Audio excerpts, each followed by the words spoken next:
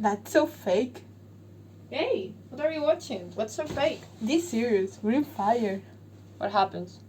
Really? Have you ever seen Green Fire? Yeah. Okay. Not really, it's not that hard. Let me explain it to you, okay? Okay. Before changing the color of the fire, we need to understand why does it change color? Okay, if we take an element and put it in fire, we see that the color of it changes. That happens because the electrons of the element absorb the energy of the flame and rise to higher energy orbits, and almost instantaneously fall back to the orbit. And when they fall back, they return the absorbed energy in the form of electromagnetic radiation. Each element has its own pattern of colors, and that's why we can know any element by analyzing the light they produce.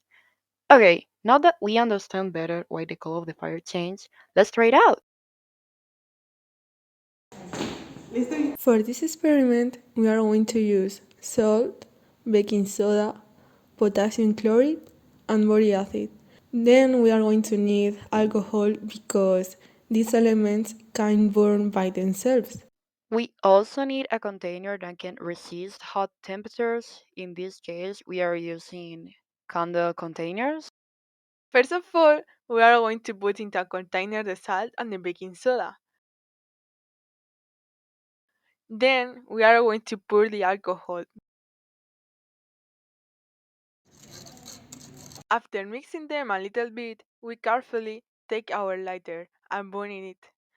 At first, the color of the fire is blue, but relax, that's not the final color.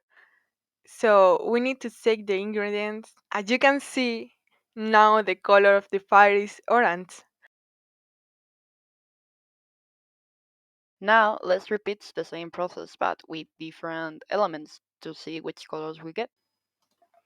Okay, in this case, we use the boric acid, the copper sulfide, and the potassium chloride.